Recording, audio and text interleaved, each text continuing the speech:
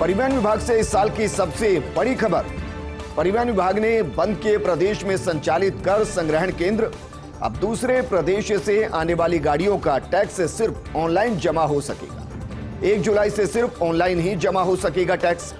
मुख्यमंत्री अशोक गहलोत के निर्देशों के बाद बंद हुए हैं कर संग्रहण केंद्र। परिवहन विभाग ने कर संग्रहण केंद्रों को बंद करने की अधिसूचना जारी की है। इस वक्त की बड़ी खबर आपको बता रहे हैं और परिवहन विभाग से जुड़ी इस वक्त की बड़ी खबर। परिवहन विभाग ने बंद किए प्रदेश में संचालित कर संग्रहण केंद्र। अब दूसरे प्रदेश से आने वाली गाड़ियों का टैक्स सिर्फ ऑनलाइन जमा हो सकेगा। 1 जुलाई से सिर्फ ऑनलाइन ही जमा हो सकेगा टैक्स। मुख्यमंत्री अशोक गहलोत के निर्देश के बाद कर संग्रहण केंद्र को बंद किया गया है। परिवहन विभाग ने कर संग्रहण केंद्रों को बंद करने की अधिसूचना भी जारी कर दी है।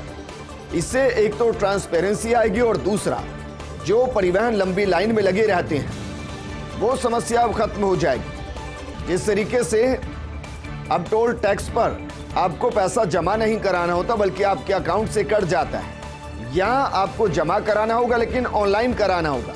उसके बाद आप इंटरस्टेट घूम सकते हैं, अंतर्राज्यीय घूम सकते हैं। मेरे सहयोगी शिवेंद्र परमार जोड़ गए हैं।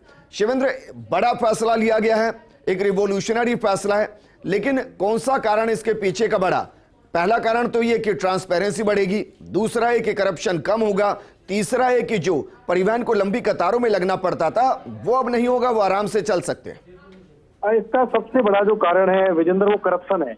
मुख्यमंत्री अशोक गहलोत ने मई के महीने में एक बैठक ली थी और उस बैठक में मुख्यमंत्री ने कहा था परिवहन विभाग के जो आयुक्त हैं के.एल. स्वामी और परिवहन विभाग के मंत्री ब्रजेंद्र ओला को कि परिवहन विभाग में इंस्टीट्यूशनल करप्शन है, यानी संस्थागत भ्रष्टाचार है। और आप समझिए कि अगर मंत्री और आयुक्त की मौजूदगी में इस तरह की बात मुख्यमंत्री कहते हैं तो उस विभाग के अधिकारियों के लिए इससे शर्मिंदगी वाली बात कोई हो नहीं सकती।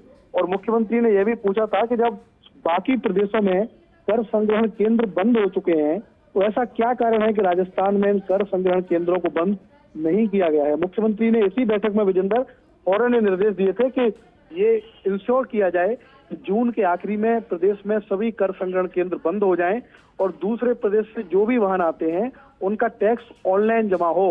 परिवहन विभाग में ट्रांसफर, पोस्टिंग, जितनी भी मशक्कत होती है विजेंद्र, वो सभी इन कर संग्रहण केंद्रों के आसपास घूमती है, क्योंकि कर संग्रहण केंद्रों पर माना जाता है कि पोस्टिंग कराने के लिए परिवहन विभाग के अधिकारी लाखों रुपए खर्च करने के लिए तैयार रहते हैं।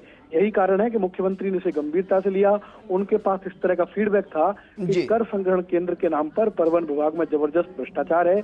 एसीबी भी लगातार सक्रिय हो रही थी और ट्रांसफर पोस्टिंगों में भी इसी कारण करप्शन देखने में आ रहा है। मुख्यमंत्री शिवेंद्र, ये भी कहा जा सकता है कि लगभग 1 महीने के बाद ही इसका ये भी असर पता चल जाएगा कि कितने का करप्शन होता था, क्योंकि अभी जो कलेक्शन है और ऑनलाइन जो कलेक्शन होगा उसको अगर एक दूसरे के साथ कंपेयर कर लेंगे तो आसानी से अंदाजा लग जाएगा। जाहिर तौर पर विजेंद्र, लेकिन इसमें एक चीज आपको समझनी होगी, करप्शन 2 तरह का था। अगर मान लीजिए कि मैं कोई ट्रक लेकर आ रहा हूं दिल्ली से और मैं एंट्री कर रहा हूं राजस्थान में, मान लीजिए किसी भी जिले से, तो वहां पर जो मुझे टैक्स है वो तो जमा कराना ही है। एक एंट्री फीस होती है जो बिल्कुल अवैध होती है, वो जाती थी परिवहन विभाग के अधिकारियों की जेब में। तो ये तुलना करना तो मुश्किल हो पाएगा कि ऑनलाइन टैक्स कितना आया, ऑफलाइन कितना आता था इस आधार पे।